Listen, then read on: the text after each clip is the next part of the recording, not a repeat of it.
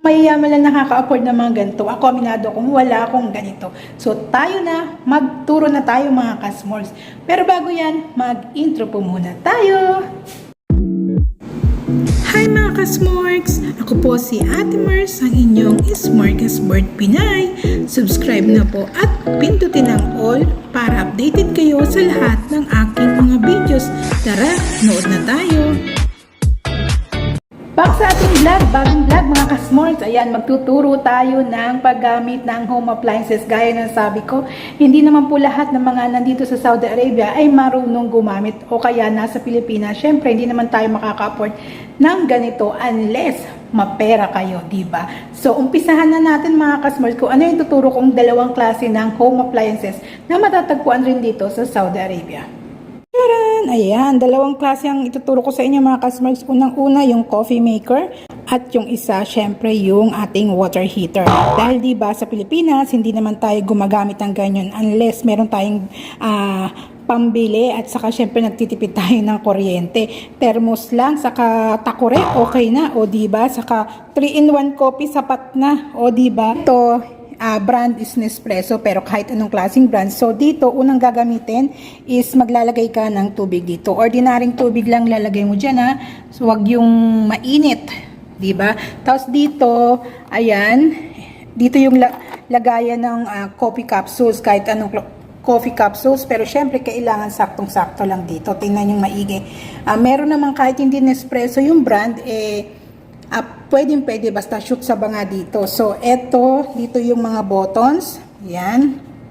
May tuturo ko sa inyo kung paano paggamit. And ito yung knob para sa paglalagay ng gatas. Ayan. So, dito, ayan yan mga kasmarts. Dito. Yan.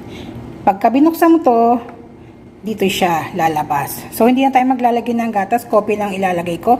Tapos, dito siya lalabas. Pagka naglagay ka ng capsule dito, isasarado mo yan. Tapos, pagtapos na, lalabas na yan dito. Diyan.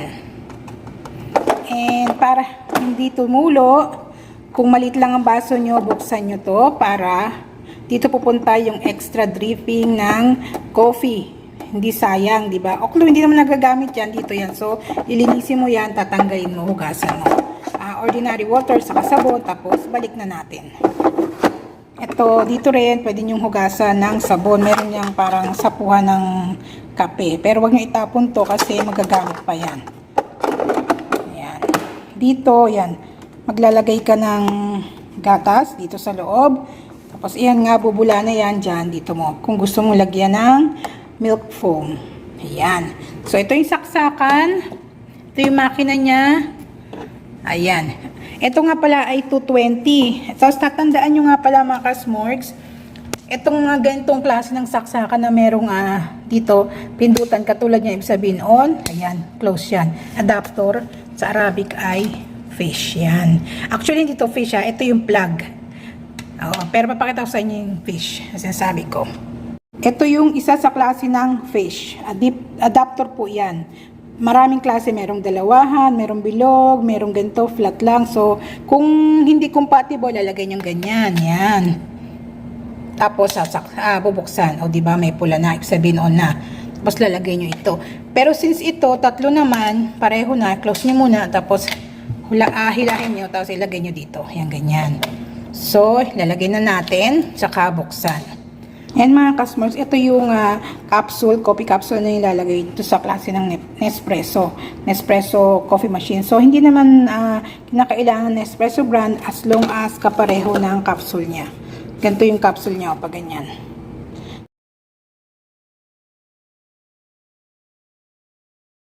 Next naman na gagawin natin is ipapakita ko sa inyo ang paggamit ng water heater. Na para, water kettle pala. Ayan, para sa pag-init ng tsaa, kape, Arabic coffee, mint tea, parsley tea, kahit ano. Tapos yung mga diet tea ng mga amo. So, naglalagay kami ng separate na jug dito, hindi tawag. Jug din kasi ang tawag nila sa Arabic ito. O, syempre, tatakpan mo para anytime hindi na mahirap mag-salin-salin. So, ito kasi hindi ko masyadong nalinis. dahil may mga puti-puti. Take note, wag niyong lalagyan ng tubig sa gripo. Dapat mayroong specific na tubig to, yung naka-bottled. Kasi katulad nito, kahit naka-bottled, nangyayari nagpuputi-puti pa rin. So kailangan tong linisin. Pero ito, nalinis ko na, kaya lang mayroon pa rin ulit na panibago. So kailangan ko na naman ulit tong linisin bago gamitin. So ito, dahil ito ay gawa sa metal and glass, so extra precaution ang kailangan ng paggamit nito. Hanggang maximum level lang 1.5 at yung minimum is 1 cup. Tulad nito, detachable siya. Ayan, pwede mo itong ilagay dito sa magkabilaang side, itong mga wire kapag tatago mo na. Tapos sa paggamit nito, checkin nyo yung kaniyang kuryente na gagamitin. Nakalagay kasi dito is ayan, 220 to 240 volts. Ibig sabihin pwede siya sa Pilipinas. So maganda tong dalhin. And syempre, Yayamanin branded to. Mahal to yung mga gantong Philips. Siguro mga 100, mahigit na real, mga 150. Itong Philips brand. So mas maganda yung mas branded, mas quality. So ito, bubuksan nyo. Ayan. Tapos lalagyan nyo ng tubig. Depende sa gagamitin nyo. Ayun, syempre tatanggal nyo yung takip. Ay yung nakasahod dito. And then ayan. Isarado nyo na. Lalagay nyo dyan. And sasaksak nyo. Hindi siya sasaksakin na. Ayan. Ipa-plug nyo lang. Saka syempre siguraduhin. Yan, bukas. And ayan. Yan, umiilaw. And then hihinto na yan mamaya pagkatapos na uminit. So hintayin lang natin. Yun nga pala, mas maraming tubig, mas matagal syempre uminit. So, hintayin lang natin hanggang kumulo na yan. Ilang minuto lang naman. So, hintay-hintay lang. So, habang naghihintay tayo, maglalagay na tayo dito sa ating tasa ng ating titimplahin. Sa akin ngayon, magtitimpla ako ng Nescafe. So, ayan mga kasmarts, plus asukal. So, magtimpla na muna tayo habang naghihintay tayo ng pagpapakulo.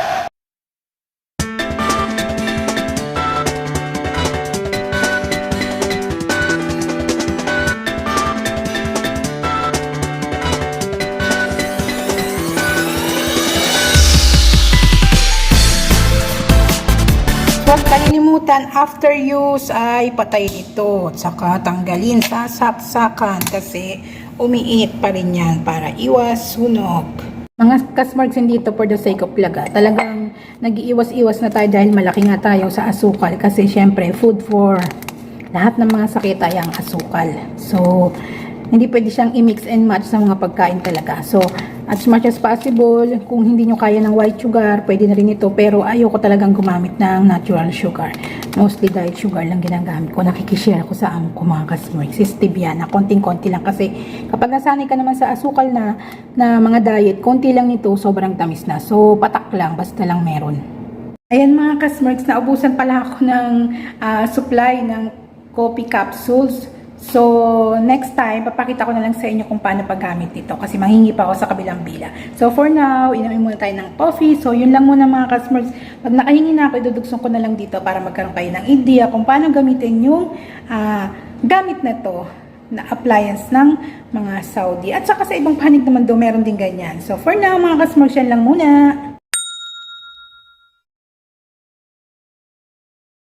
Mga customers, ngayon, meron na ako nakuhang yan, Nespresso coffee capsule. So, iinom tayo ng kape. Papakita ko sa inyo paano ito gamitin. So, ayan, sinaksa ko na. Nilagay ko na sa 220 ito Ayan. Sak na natin. Tapos, buksan itong button. Tapos, ayan, kailangan matapos yung pagbiblink niya. At habang inaantay yung matapos, ilagay natin yung ating capsule. And mga kasmorps, not necessarily same brand as long as pareho yung size ng kanilang coffee capsules. Ayan. So, dito natin ilalagay. Yan, sinot na. Tapos, sarado. Ilagay mo ngayon itong ating baso. At dahil malaki yung baso, hindi na kinakailangang ilagay ito. Dahil, yan, di ba? Masyado na siyang maliit. Lagay na natin yung ating baso. Tapos huminto na yung pagbiblink. So, start na natin. Sa gusto kong ito lang, itong malaki. Itong maliit lang muna. Ayan. Nakita nyo kung gaano ka-rich yung ating kape. Saglit lang. So, kung gusto nyo, lalagyan natin ng gatas dito. Yung gatas, lalagyan kasi ito, diba? Tinanggal ko dito yung konti lang kasi para lang meron tayong magamit. Then, balik natin yung takip. Baliktad pala. Yan. Ganyan o. Tapos, sarado ulit. Dahil naiwanan ko kanina, nag-automatic yan. So, binuksan ko na naman. Dahil tinawag ako ng amo ko. Ayan. So, balikan na naman natin mga kasmorgs. So, ayan. Dahil ang gagawin natin, ito kasi pang gatas to. So, try natin. So, tapusin muna natin yung, ayan. Pampisa na siya. Ganun lang pala to, yung gatas. Hindi pa tayo masyadong marunong mga kasmorg. So, pag-aaralan pa natin gamitin yan. O, diba? So, patayin na natin dahil mapupuno na. Ayan, gagamit tayo ng isang baso para dun sa titira nating gatas. Ayun pala. Kailangan i-pull natin dito para maging mag-foam. Ayun, nakuha na natin ngayon paano gamitin. So, hinto na. Ayan. So, patay na natin mga kasmorgs. At linisin na natin yan ngayon. Saka, ayan, pwede na, diba? Ito gatas, so, may foam. Tapos, kuha na lang tayo ng dito, pag-mix na lang natin, o diba? Ngayon, alam na natin gawin. Saka, lalagyan natin ng asukal. Ayan mga kasmorgs, diba? Dito, nakalagay insert. Tapos dito ang pag-knob dito para mag-foam. Pag less foam dito. Tapos ito panglinis siguro ito. Yan. Tapos igaganyan dito lalabas yung tubig. So dito yung lagayan ng gatas. Yan siya. So ayan, linisin nyo bago nyo ibalik para hindi masira yung lalagyanan, di ba? Saka yung gamit. Sa pang tip sa paggamit nito mga kasmart, checkin nyo muna kung may tubig. Huwag kayo maglalagay ng hot water dito. Kasi kusang iinit yan. Ordinary water lang hanggang dito. Ayan. So, kailangan merong water. At least siguro mga half para mabilis uminit. So, ayan. Tapos na. Bubuksan na natin yan. Bumagsak na automatic na yan. So, mamaya, alam niyo pwede itong magamit sa pagtanggal ng mga mababahong pagka yung nagluto ka ng mabaho sa kamay mo, meron pa rin natira, itong gamitin mo. Tapos, pwede rin to sa mukha.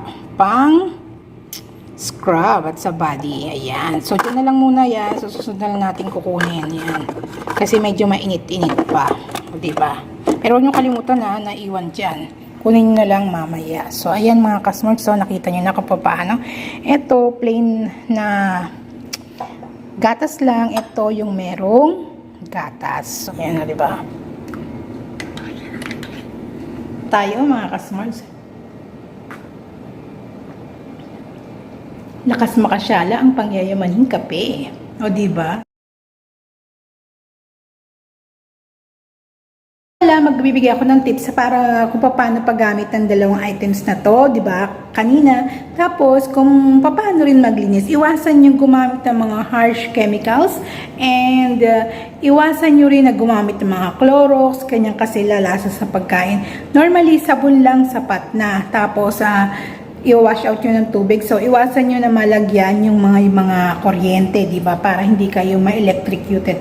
So, ito, papakita ko sa inyo. Ayan, diba? Punas-punas lang pero tanggalin sa saksakan. Ayan, ganyan. Saka titingnan nyo muna bago nyo gamitin. Tingnan nyo muna kung 220, 120. Kasi ito sa Saudi Arabia mga kasmers, dalawang klase. Ang electric supply dito isang 110 saka 220 or 240. Pareho lang yun. So, ayun nga, saka sa paglilinis nito, pwede namang tubig na may suka. Huwag nyong lalagyan tapos papakuluan nyo ng konti ito, lagyan nyo ng tubig. Tapos tapon nyo hanggang sa matanggal yung puti-puti. Kasi ito, medyo nag-start na pumuti na naman. So, kailangan na naman nating linisan. Itong water kettle na to, electric, nilagyan ko ng suka saka tubig. So, napakulo ko na yan. Inulit ko lang para makita nyo. Para mawala yung mga puti-puti. Diyan. Kasi nagkakaroon siya ng mga minerals na nagkukos ng pagpuputi-puti nitong tawag nito, electric kettle na yan. So, di ba nakita nyo, cleared na. Tapos, ayan, iganon-ganon nyo lang. Pero ingat-ingat lang, baka mapasok. So, matipid yan dahil ito, tubig yan, sak may halong suka.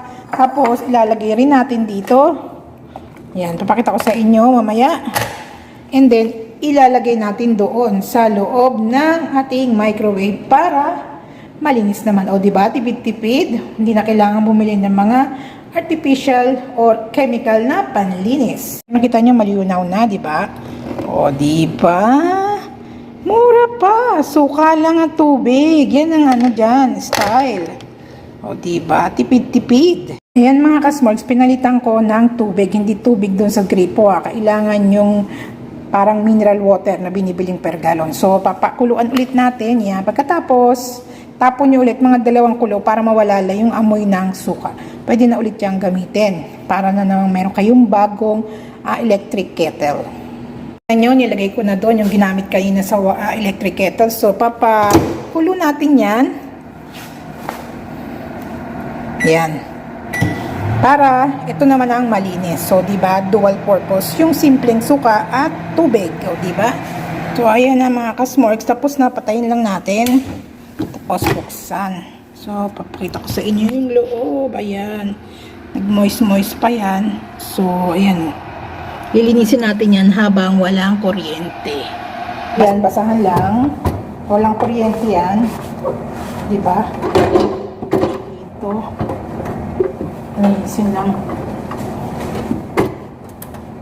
Kaya manatiling malinis yung aking microwave. Yung microwave dito kasi ganito lang ang panlinis ko. Pati yung ingatan na walang kuryente. Siyempre. Diba? Tingnan nyo malinis. Lagi namin ginagamit to. Ito, ano to, staple to dito. Gamit nila.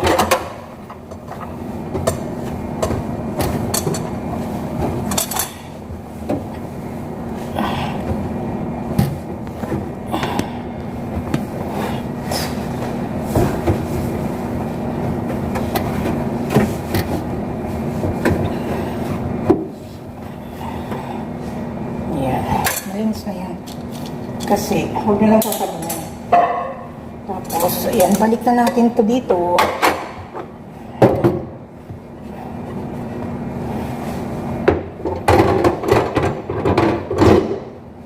Ayan, kita nyo, kabalik na. So, sarado na natin. Malinis na yan. Diba? Parang bago. Diba? Ito, nga pala, para sa nagtatanong, pang-cover to ng pagkain, pang magpapainit. Yan, sana mga kasmorgs nagkaroon kayo ng idea kung paano linisin yung simpleng microwave, o diba? At saka yung paglilinis ng ating initan ng tubig. Ayan, diba? Madaling-madali lang. Suka lang, tubig lang, at basahang malinis.